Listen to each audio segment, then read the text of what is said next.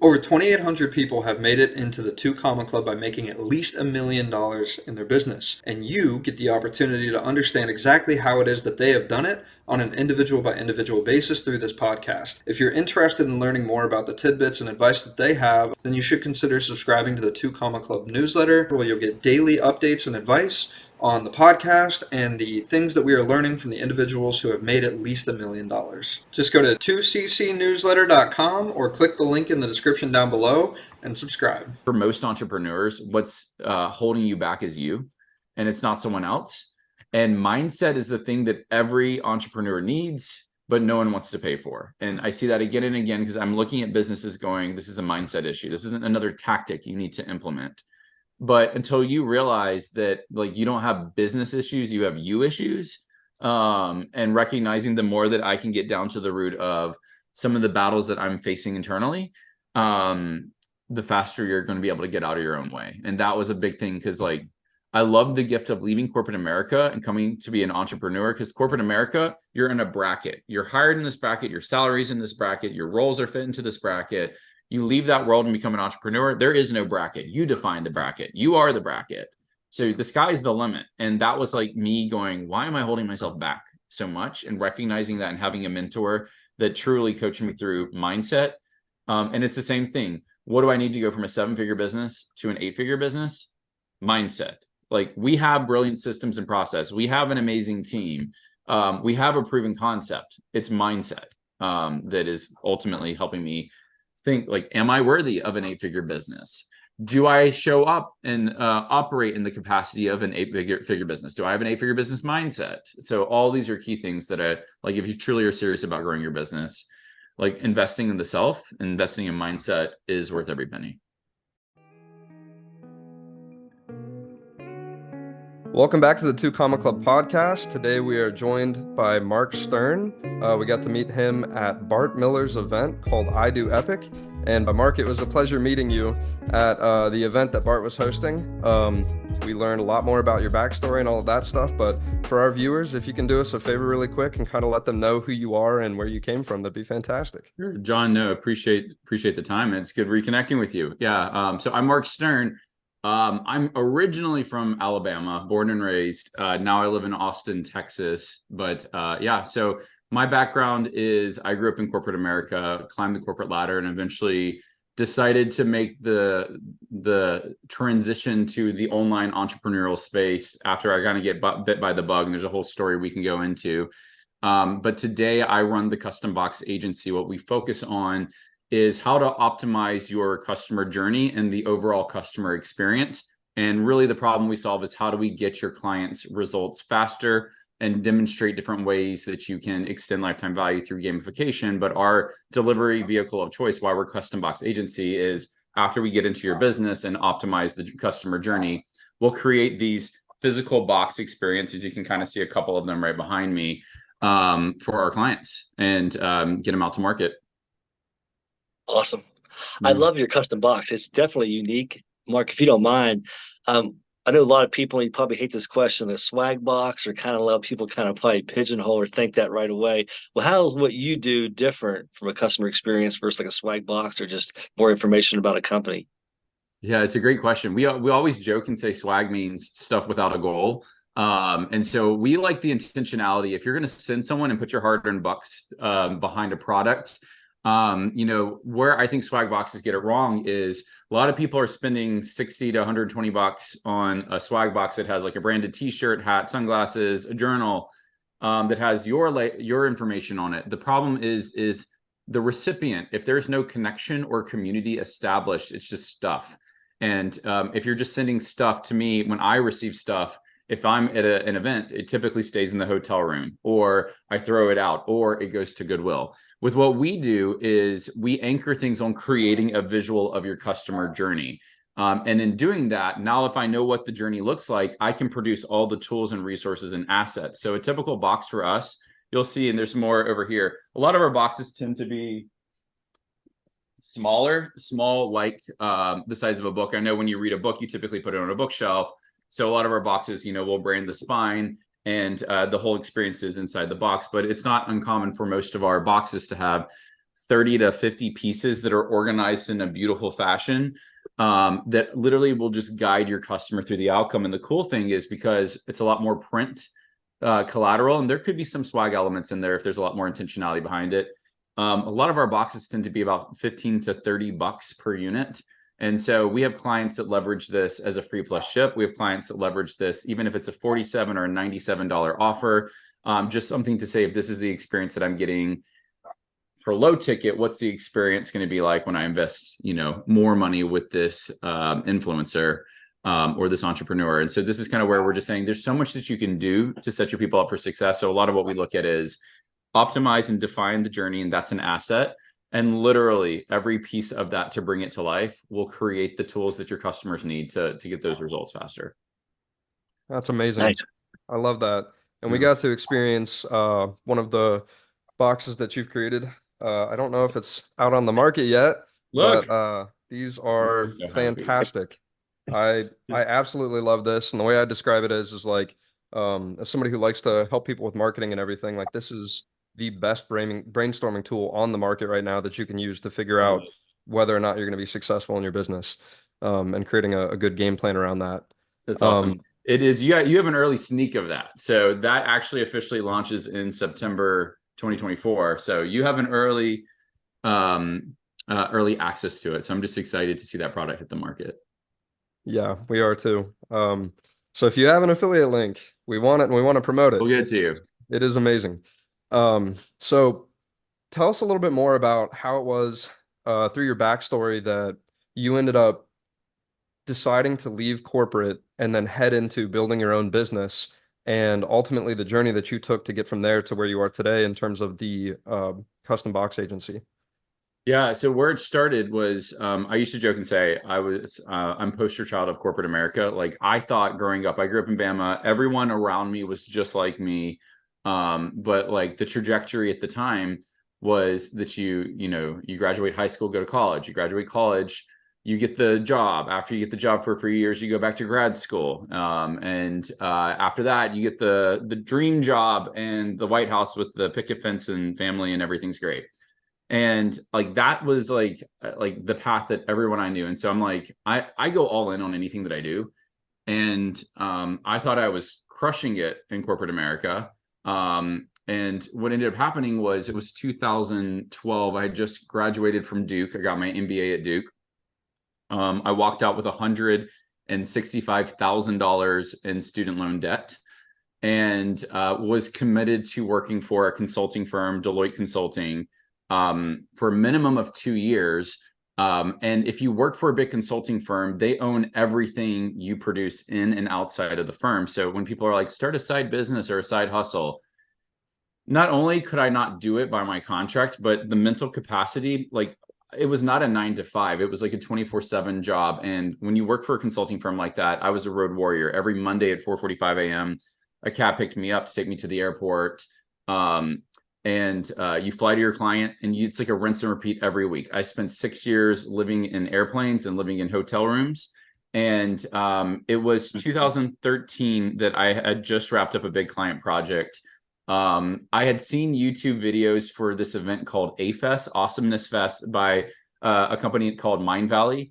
And I thought it looked like the coolest event, and tried to get all my friends to go with me. It was being hosted at the time in the Dominican Republic at this beautiful resort. And they were like, it's Burning Man parties meets TED Talk speakers with 250 entrepreneurs. And all my friends were like, yeah, we'll go. And then of course, no one went. But I decided to go by myself, and I'm so glad I did, because it introduced me to the world of digital marketing back in 2013. I had no idea what this world was. Noah Kagan of AppSumo was there, Dane Maxwell, Andre Chaperone, Yannick Silver, all these big names. I believe Neil Patel was there as well. But all these big names in the online space who were just strangers to me were all at this event. And it kind of exposed me to a way of life that I didn't know existed. So it was like the world that I lived in, I thought I was crushing it. And then you get exposed to a different way to live a fulfilling life, and this bubble around me just shattered. And, from 2013, like, mentally, the idea of leaving corporate America felt like the most irresponsible thing I could ever do. because I have all the student loan debt, and now I'm going to go take a job with no healthcare and benefits and anything and just try and figure out this entrepreneurial game. It just felt really irresponsible, but I felt that calling. And it took until the end of 2017, beginning of 2018. It was December 2017. It was December 27th. I remember it vividly because that was the year that I was up for junior partner. And it would have happened because I knew my ratings and everything, but had this weird premonition. This was between Christmas and New Year's, that if I stay in this job at the consulting firm, it would kill me. And it was just this weird, eerie sensation. And I basically woke up from that and was like, I got to go. And told the partner I reported to I had to be in Dallas on January 3rd of 2018. I can't explain it, but I have to go. And I'm like, this is not a 2 weeks notice, because in that world, it's hard to be like, I'm gone in 2 weeks, as you build such deep expertise very quickly. So I'm like, I'll stay until we wrap up this project. So I stayed until May of 2018.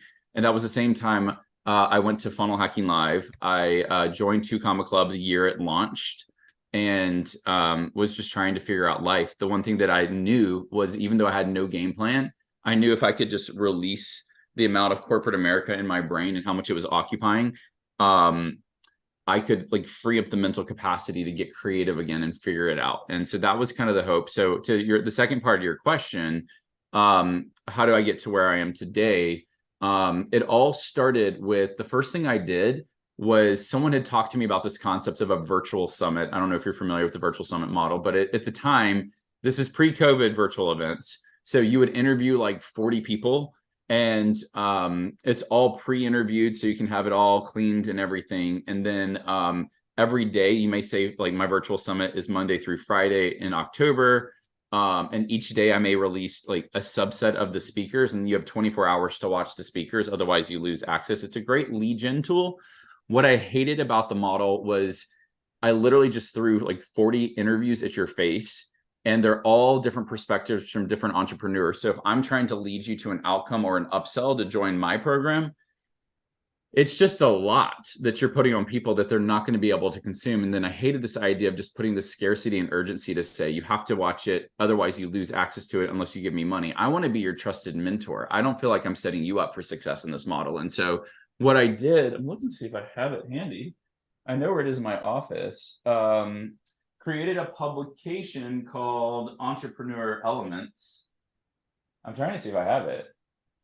I can't find it top of mind. It's a really cool publication, but I basically created this publication that was a lead magnet. And in addition to that, I took a spread of every speaker interview. So every speaker had their own spread in this publication. And I was like, if you buy the all access pass, which means you get lifetime access to the recordings, I'm going to send you this publication. And what was really cool about it was, every speaker pretty much, you know, when they saw the publication, did social media and did like organic social media posts showing off their spread. People who bought the all access pass were taking it and teaching it to their Facebook group. People were taking it and taking pictures, recipients, and posting it online. And I'm like, I'm getting all this organic traffic just because I did this physical publication to tie to a digital event. And the whole reason I did it was, I wanted to make it easier for you to get the keynotes or the key outcomes from all these speaker sessions. And that kind of like piqued my interest in this idea of, okay, something physical marrying to something digital, there's something more here. And did a second event a couple months later called High Ticket Online, which only had 10 speakers, not 40. So it was a lot more tame. And I was very intentional with like profiling 10 different models of high ticket selling. So we had people like Eileen Wilder on there. We had some amazing speakers, but it was just 10. One, it was easier for me to manage. Two, I was able to take those 10 speakers and go deeper into the key insights and create this box experience that not only brought to life the speakers, but also let the participants like do a self-assessment to figure out which speakers they should listen to based on their profile. So it was just guided to do them, with the upsell being, how can I help you with your crafting your high ticket offer?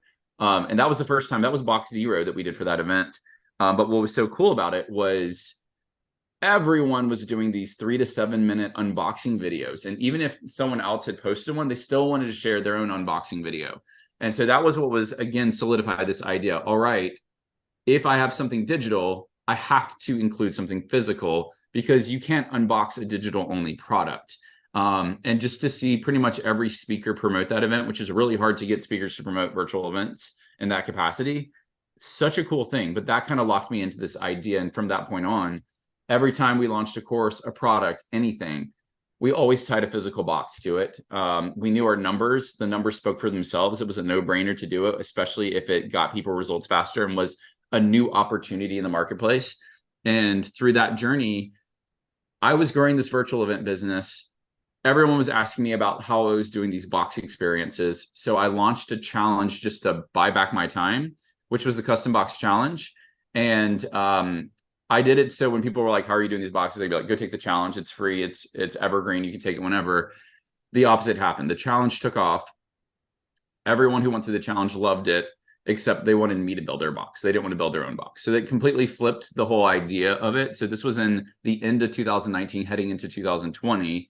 And that's when I decided, okay, maybe I should create a really simple business custom box agency to build out these box experiences for clients. COVID happens. And the game-changing decision that changed everything for me was Bart Miller, the event that we just went through. He came to me and said, Mark, like, I'm talking to people about, who is Mark Stern. Half the people say that you're the custom box guy. The other half say you're the virtual event guy. So you're not 100% either. Like, you're confusing people. Which are you? Are you the virtual event guy or are you the custom box guy?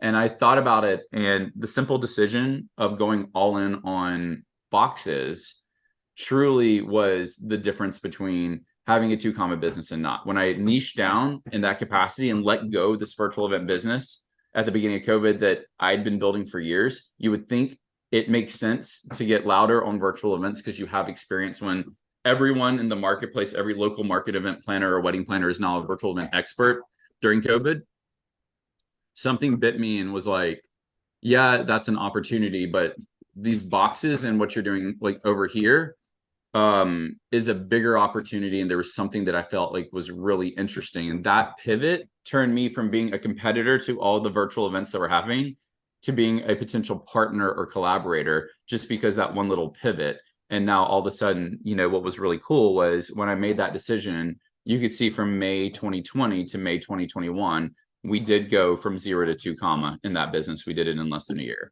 which I didn't know was possible. Like, I saw other people doing it and I was just like, there's no way, like, I'm not going to be able to do that. But that was what was really cool, was it's totally possible. And I had fun. I love that. I love hearing some of the backstory because it's neat meeting you and seeing what you do. And obviously you're a niche, you got a niche product. One of the things I love, you kind of share, I love you elaborate, is kind of how you built your business and how you kind of people got to know who you were. I think, how you put yourself out there is definitely different than what most people do, be in the virtual space, but how you did things was kind of more organically and kind of natural. If you just want to kind of lay out a foundation of how you got your business started and how people found out who you are and what you were doing, I'd love to hear that. Yeah. I think what ended up happening, one of the coolest things about doing a challenge, I think the challenge I think that it was priced at either $27 or $37 to take the challenge. One of the things I didn't expect was lots of people who could not afford my services but could afford the challenge became ambassadors of Custom Box Agency. So anytime when you have hundreds of people go through the challenge who may not be at a point that they're ready for your done for you, when someone posts online who does this, it was really easy for a lot of them to speak up really loud. And you would see these posts, because I niched down, people would just say, Mark Stern, Mark Stern, Mark Stern, Mark Stern, Mark Stern's your guy. He's the one. So all of a sudden, like the people who bought other products or lower ticket products became the greatest representatives of Custom Box Agency. And one of those people connected me to who I consider like our first client at the time, Stacy Martino. Stacy and Paul Martino run relationship development. They are two amazing, amazing people. But it was very much early on. I saw this thing and I'm like, look at what we're doing, look at what we're creating. And they always say, don't emulate before you innovate. And I totally went straight for the innovation because it made sense to me. And, I was my first trial case with my own products using it. So I was my first case study. People don't get it. You can be your own first case study. She saw what I was doing for me and she's like, I want that for me too. We did it for her. And then all of a sudden, when those boxes hit the market, the next person goes, who did this? And that's the cool thing about having a very visual product, was that all of a sudden the work was speaking for itself. And we did it again, and we did it again. And now we've done it probably closer to 150 times that we've started to do it since 2020. And so when you do it that many times, you truly, like, for us, we don't do sloppy. There's a certain quality that we want to put our name on that we're proud of. We love our clients. We want to set them up for success. We want them to be successful. And so that's really where it started to spiral out. But like it started with me seeing something when no one else saw it. And then you get one person to see it, and then you get another person to see it. And then all of a sudden there's this amplification effect that, people who focus on swag boxes, or people who focus on gift giving, or different aspects of that journey, aren't thinking about the strategic nature of, are you truly understanding where the business is trying to go? And really trying to create products that accelerate getting the result faster. And so that's kind of where we get to play on in our own little category. And I'll tell you, even to this day, I need to do a better job, like making it easier for people to articulate exactly the benefit and what we do. But typically when people see our work speaks for itself. 100%. I love that. Yeah. That is so good. Question.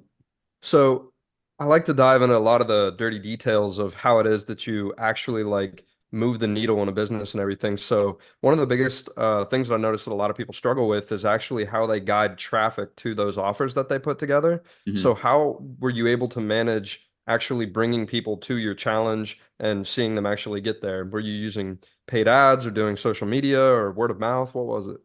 Yeah, it's crazy. Still to this day, I'm like the worst person on social media. So I still to this day have never done paid traffic. So we've not spent a dime on ads, and we've grown the business. So that's the other thing. You can grow a 2 business in less than a year, even if you don't have a big following or paid ads. And so for me, and which, by the way, a big following and paid ads just make it tons easier to get those outcomes. But how I did it, one was I was part of a lot of masterminds. I was in the 2 Club as one at the time.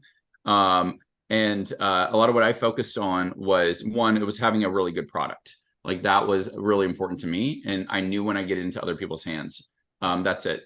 I had a Facebook group I was building as a result of the summits that I had done previously. When I launched the challenge, I actually went live to announce, I'm building this challenge. Will you help build it with me? And so what was happening was, in the Facebook community, when we were building the Custom Box Challenge, I had events that I would be like, okay, how would I leverage this on social media? I invited a social media expert to come do a workshop. Selfishly, it was for me to get nuggets on how I could better promote the Custom Box Challenge. But at the same time, I invited the community to be part of it with me. I did workshops with my community that just invited anyone who was willing to come to help me flush out some of the ideas. So the first 30 days, it took me 30 days to build the challenge, but a lot of it was leveraging the community to collect insights. So they truly co-created it with me. And what was really cool, the day we launched the Custom Box Challenge, my MacBook Pro that was brand new in 2019 died, and could not turn it on even if it was plugged in. And so I am sitting at the Mac store, the Apple store, you don't understand, I have a launch today. And then they're looking at me going, it's probably going to be about 2 weeks till you get your laptop back. And I'm just sitting there freaking out because I can't open cart, because I'm a team of one. I'm relying on me.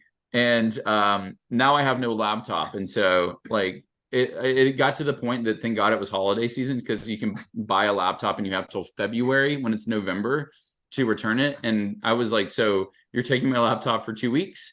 And the only option would be for me to buy a laptop that's brand new and then return it once mine is available. That's the only option. They're like, you can do that. So that's exactly what I did, was had to buy a laptop, get it set back up, send a message out, freaking out about this launch that I'd been prepping for a month on. And then what was happening was, I did a message to the group to be like, sorry everyone, and I'm deflated. They got so loud. That was the coolest thing, was they were like, take my money. When is the cart opening? And you see this cascade of comments of people who are ready to buy. And that was such a blessing because they activated all the people who didn't know what was going on. So people who had no idea that this challenge was going on, all of a sudden they're seeing all these like posts that are like, take my money, and they see this like freak out post from me. The next day when I opened cart, like it just took off. And it was so cool to see that this event that I was like freaking out about actually was a blessing to draw more attention to the launch itself, in a really, really cool way. So like that's kind of like early days of Custom Box Agency, how we started to get traction with it. But like, again, it started with the community, and it started with just getting some of the boxes I produced out into people's hands. And then it just kind of spiraled out from there. I think the other thing that really helps is if you have a unique point of view or perspective, especially when it comes to business strategy, share it, because I have endless amounts of frameworks we take our clients through to really get to these experiences. And I like when I present and speak, like I share these frameworks because if you can give value and just change someone's lens, I struggled at the beginning of becoming an online entrepreneur because everyone said just create something of value, create something of value, and that meant nothing to me, because the reality is what is of value to me is not necessarily what's of value to you. And a lot of things that people are telling me this is value, I get my hands on it and I'm like, this is garbage. So like value is subjective. So if people are telling you to say what is value, at the end of the day, I define value is you rewire my mindset and get me to take action. That's probably how I would define value. Because if you ever like hear something and you're like, huh, that's interesting, and you're getting me to think about it or change my perspective on it, then I'm like, that's something of value. And if you can get me to take action, like that's even greater value. But step one is like, because it's like it's amazing in that Chris and John, you two could say the same exact thing to me. You could be like, Mark, you should capture a list of your avatar's pain points and write it in a physical document. But the way that John says it doesn't resonate. But the way that Chris says it does resonate with me. And it's the same message. That's true for a lot of people. And this is kind of why we can all win, is that like this idea of value, we all can deliver value. Who is the trusted mentor to deliver that value is going to be different. But if I can get you to say, huh, that's interesting, and rewire your mindset and get you to take action, then I know you have some value there. And so this is kind of like what I strive to do is, can I just change someone's mindset a little bit? Because if I can, then everything else gets easier for me to position myself as a trusted mentor to you. I love that. I love one of my core values, Mark, is how can I help and add value? So I'm always thinking in terms of that, how I can, really just without, because people know if you're selling or transactional, people just see through that versus where you come about through a ton of value for people because you really want to build their business. I guess that's kind of my next question is when you touch base with people, like just just a quick overlay, how do you walk people through what you do? Like, because obviously I feel like you're giving a ton of value away, but how are you helping them? And I know a lot of people, you're helping them by just kind of really define their business and what it looks like and the experience that you're giving them. Could you show Yeah. us kind of what you do the walkthrough? Yeah. So process-wise, when people work with us, we have 3 phases we take you through. First phase is what we call activate.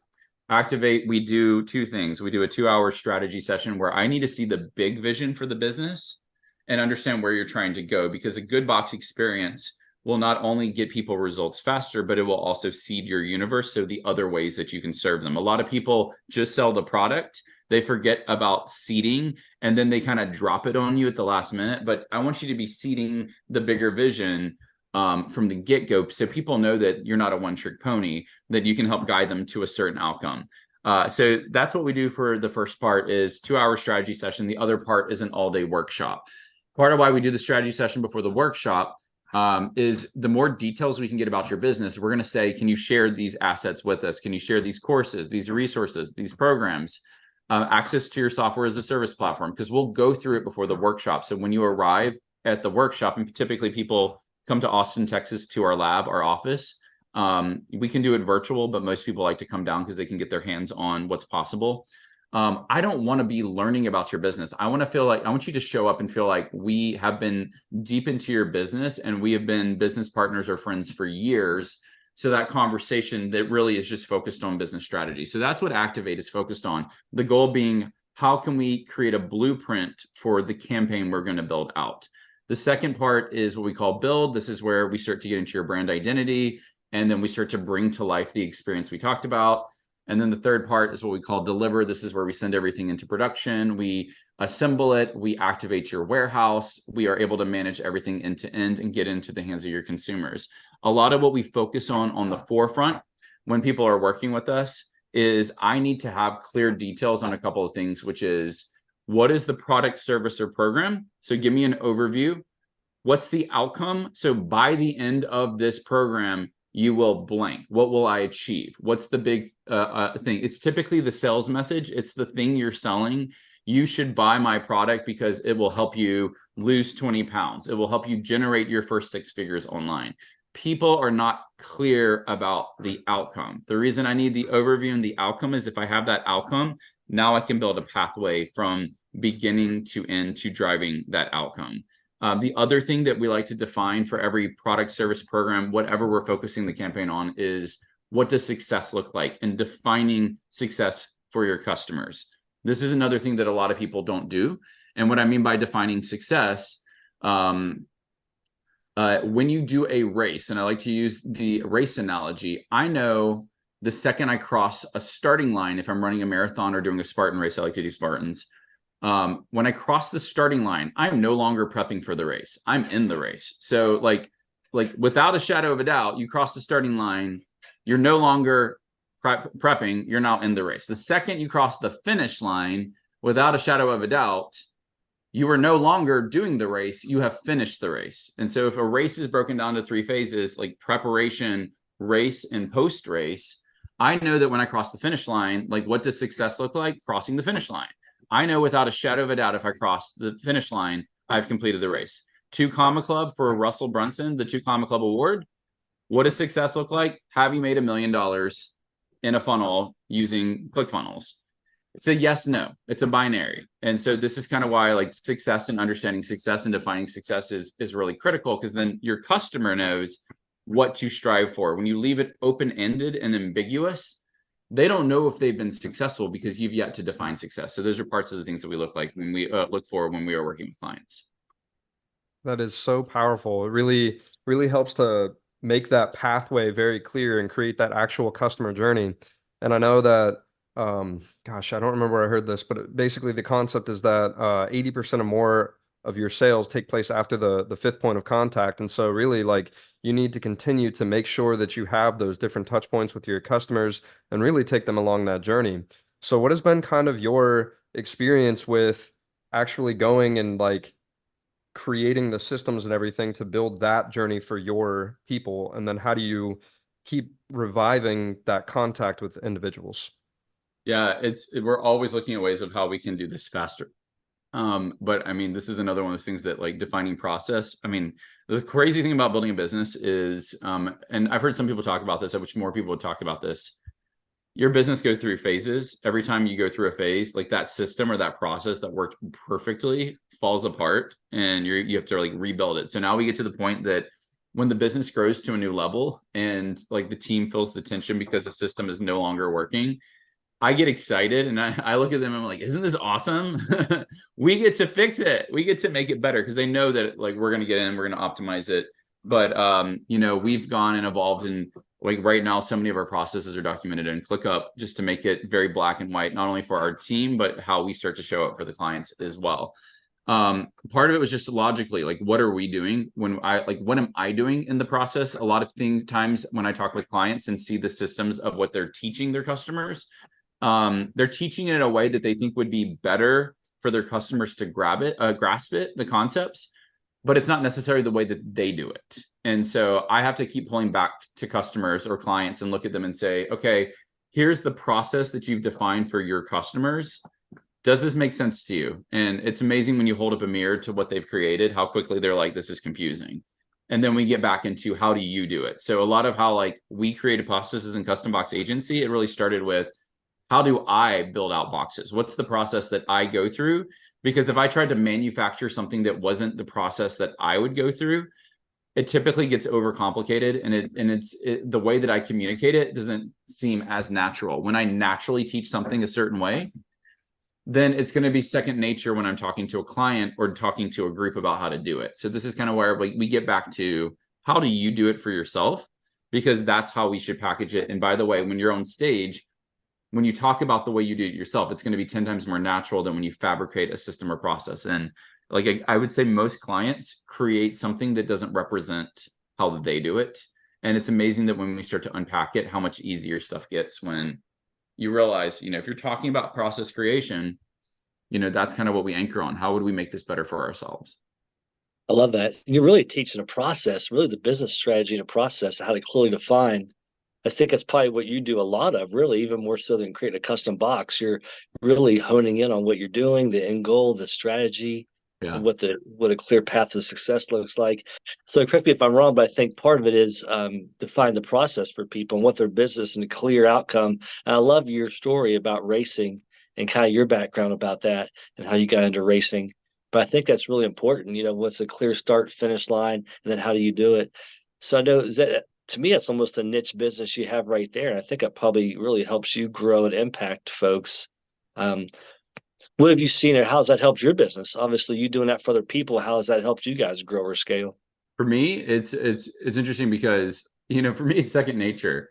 And I think I think that when I look back at my like entire trajectory in corporate America, from undergrad to business school, I worked in experiential marketing. So it's like, how do you create an experience around a product? I was having the beverage zone. So a lot of the brands that I worked on was national marketing campaigns for spirits like Absolute, Jameson, Malibu, Chivas, Glenlivet, Beefeater, Kahlua. It was like a dream job when I was 22 because they'd be like, Mark, create this campaign, and you create this campaign. They're like, can you go down and secret shop an event in Miami or New York this weekend? And you're like, you need me to go to a bar in New York for the weekend or to go to bars? Yes, like I would love to.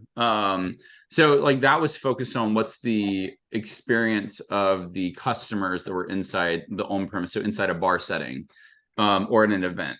So we were focused on the experience. Post business school, when I worked for Deloitte, a lot of what I was focused on was the travel, hospitality, leisure space.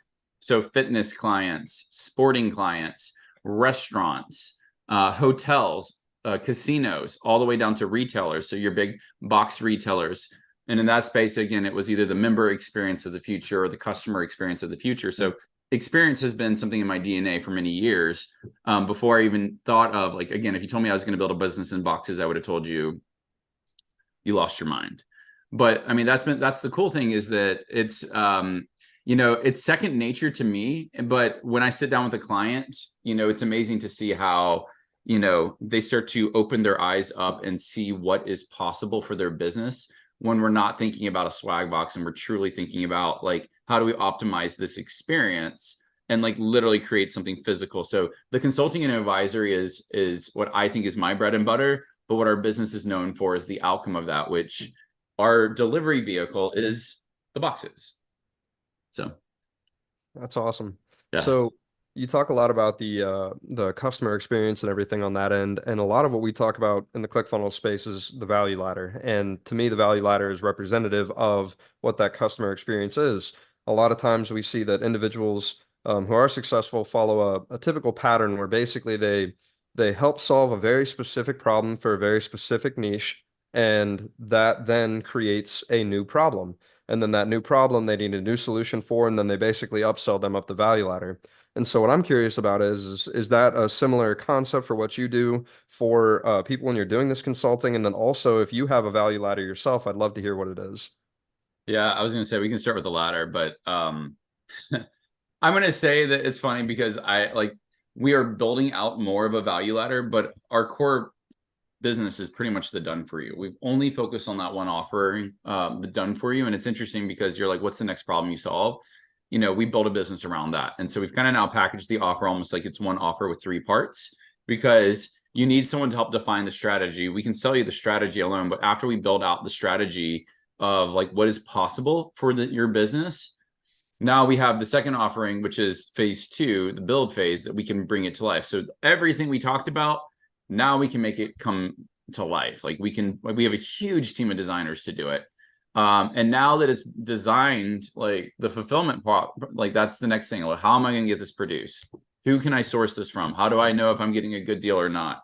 So to take that stress and say like truly end to end, you know, we have created the systems to be able to say we can help you from ideation to in market. But in terms of a value ladder, in the sense of, this is what's going to come, especially with Activate's going to open up a whole new realm for us in the sense of we will be having a do-it-yourself option and a done-with-you option. And the done-with-you option could eventually lead to you saying, okay, you're a good fit for our done-for-you. And eventually I wouldn't be surprised if I rolled out a mastermind as well, just because we have such a unique product offering. A book is in the works for the next year as well, on the Jules, Tools, and Rules, which is what I talked about at Bart's event. And so, like, in terms of a clear value ladder of you do this, you do this, you do this, right now, all we've done, this is a cool thing, is that you could have a 2 comma business by just going deep onto one offer and not overwhelming yourself.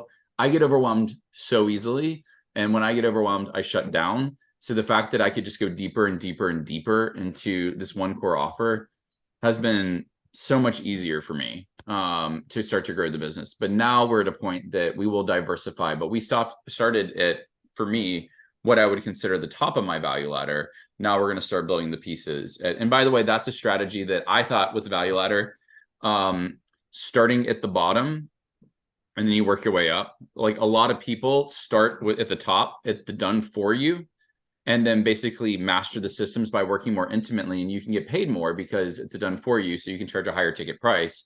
And then from there, retro building the done with you, and then building the do it yourself option. And so that's very much the framework that we're following for ourselves. Just because one, it's a lot more lucrative when you start with the high ticket. But when you start to scale your business, the medium and the low ticket items typically have the better margins. Like a done for you is going to have much lower margins than done with you and a do it yourself. And so this is now, like, when I think about how do we take our business from the low 7 figures to 8 figures and beyond, it's going to be scaling the done with you and the do it yourself options, because those margins are just astronomically higher. And it doesn't require my time in the same capacity. I love that. But I really think, Mark, I think you're really hitting on, because I see, just talking to you and having a conversation previously and today, just the coaching program that you could do for folks. I think it's, like you said, helping people niche down. And I can definitely see you guys doing that. And with the book, putting yourself out there more. I think there's a ton of value you guys are offering. How are you guys now reaching out to clients? Obviously, kind of what I understood for you is like networking and kind of your personal contacts. How are you guys going to try to do things differently with the done with you and the done DIY, or are you guys going to still continue your kind of hands-on kind of networking and one-on-one? Yeah, a great question. So what we're going to be doing, and a lot of it's going to be tied to this, because we've already started working on the launch of this. The way that we're launching this is we're going to do, I never in a million years thought I'd say I'd do another virtual summit, but we are going to be doing another virtual summit, and we are going to have about 40 to 50 influencers on that summit, people that all have 7, 8 and beyond figure businesses. And what we're doing is it's going to be a 2-parter. Part one, because I don't want this to just be another summit that's just like an overwhelming amount of content. How do we have like a summit with a little bit more of a purpose and structure behind it? So what we're doing is 2 things. Everyone who's speaking on the summit, we're going to be sending the full box set that's right here. You can see it like behind me on the shelf, that has the full system in it. So every speaker is going to get the box set beforehand, and then we're going to set up a 30-minute meeting in which I will walk with them through taking one of their products or services or offerings, and we're going to map out their acquisition strategy. So for those who are listening, the Activate deck, the whole goal of it is it's a brainstorming tool to help you lay out your customer acquisition strategy and just really think through what you're doing today. Are these things that you should do, delegate, or delete? Or are there things that you haven't thought about that you should have some considerations on? So there's cards that represent all different strategies. So we're going to be taking every speaker through it to document their acquisition blueprint for one of their products or services. And then we're going to turn that into a lead magnet. So every speaker will have their own dedicated lead magnet that basically is one of their acquisition blueprints. And then we're going to take the 40 to 50 acquisition blueprints, and we're going to build a book, like an 8.5 by 11 full color with bleed book that has 40 to 50 different acquisition blueprints. So people, if they want to model it, they can see different acquisition blueprints. And it's also pressure testing the system to demonstrate that Activate works and it does what it says it's going to do. And then on top of that, when we do the summit interview, we're also going to show a visual depiction of their customer acquisition plan. And it's an opportunity for us to not only spotlight and showcase that Activate works, and it's worked over 40 times with all these influencers that we're now able to tie their business to it. But now it's also going to be a way for them to talk about their own products and services through the lens of this. And so I want it to be this win-win for the speakers and for us. But through that, hopefully there's going to be this ripple effect, especially within ads and social media and all the things that we're doing associated with it. If you see influencer after influencer after influencer interacting with Activate Deck, they all have their own communities and followings. And then they start to purchase the deck itself. Then you're going to ultimately get into a system. And I think what we're going to do is upsell you into a workshop, and then the workshop's going to sell you into the done with you. So that's ultimately like the pathway of how we're trying to provide support to people and really get it out there. But it's one thing for me to play this game by myself. It's a different thing for me to say, hey, how can I activate clients? Hey, how can I activate people that I want to become clients? How can I activate friends of Custom Box Agency? And that's another cool thing about this, is that there's a lot of relationships out there with past and present clients that I'm like, I want to reactivate this relationship. What better excuse than to create a platform that's also going to help spotlight them and edify them, where we can truly create a win-win. So that's why we're approaching this with a summit strategy. But the summit will be an evergreen summit after it goes through launch week. So anyone can get access to these recordings, and then our ability to repurpose that content. And again, just the social proof of showing all these people interacting with the box set, I think is going to be really, really powerful. And then the one other strategy that anyone could deploy that we're also doing is on the box set, and you can see it even on the cards, it says Founders Edition. In the box, here, I'll show you. This says Founders Edition. There's only 1,000 units of the Founders Edition. So we're also playing up this idea of urgency and scarcity. If you want a Founders Edition set, and you can see it's a beautiful box set that we've created. But what's awesome is we also have at the bottom of the box set a Founders Edition certificate that's numbered. So this is number 2 of 1,000. Every box has its own unique number and identifier. And part of that is the cost to do something like this, Founders Edition, is pennies. And the reality is everything on Earth is limited edition. There's a limited number of these true classic shirts. There's a limited edition number of the microphone, John, that you have in front of you.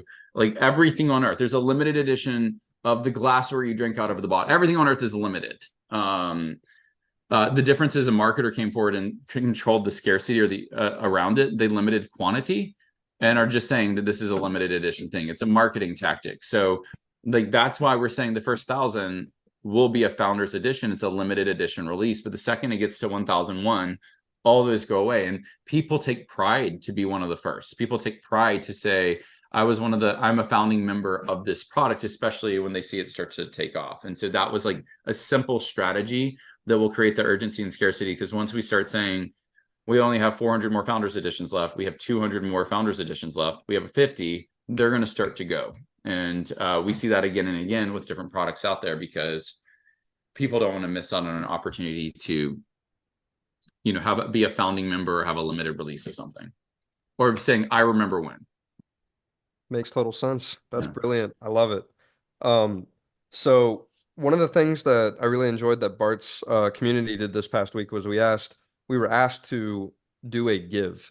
And so I'd like to ask you to do a give in the concept of basically, if you have any advice for anybody who is looking to achieve a 2 Comma Club award and they are starting fresh from square one, what advice would you have to give to them in order to essentially make it to that goal line of the race? Yeah. And so one of the ones is what I said earlier. I can't stress it enough, niching down. I heard it. And again, just to kind of the way that I like to position it is, I truly want other good business owners and good people to win. I truly do. And the law of reciprocity states that if I want other people, like good people, to win, then chances are other people want me to win. And if I think about my business, how do I make it easier for people to help me win? Well, if I do Facebook ads and YouTube and I build funnels and I do all these things, When someone raises their hand and says, I need a YouTube expert, yes, I can do it, but I'm doing it with 1,000 other things. It's very different. So it makes it harder for your people to recommend you, because I don't know if he does this exclusively or if he does a combination of things. But when you go all in on one thing and are known for one thing, like if it's me and I'm hiring a Facebook ads expert, if you're a funnel builder and Facebook ads expert and YouTube specialist and do a social media management, and then someone else is just exclusively a YouTube expert and I want the YouTube expert, I'm not going to choose the person that is doing like splitting their mindset across all these different verticals. I want the person that has developed deep expertise. And so that's kind of the fact that I do these box experiences. Typically when someone says, who does boxes? Because I made it so easy for other people to like promote me, because that's exclusively what we're focused on. And anyone who does boxes, and they won't be able to compete with me, because I have put so much mental capacity and so much brain power just thinking so deeply about my one niche that it kind of makes me unstoppable. And so this is kind of why I tell people that like the more you can niche down and be known for something. Corporate America, when I was a consultant, I was celebrated for being the world's best generalist. I was celebrated for being good at everything. Entrepreneurship is not that way. They do not celebrate you for being good at everything. They celebrate you for being known for one thing. And just because you're known for one thing doesn't mean you can't do other things. You're just leading with the one thing of how you can truly help people. And then when they get deeper into your world, sure, you can help them with a bunch of different offerings. But that's kind of like the biggest advice that I would tell people if you're trying to think about it. It truly was the biggest game-changing decision for me, I think, from going from 6 figures to 7 figures, is I was stagnant at low 6 figures across both businesses and working my butt off. But the second that I niched down, it was amazing to see how quick that changed everything. The second thing I'll also say is mindset is everything. Hire a mentor.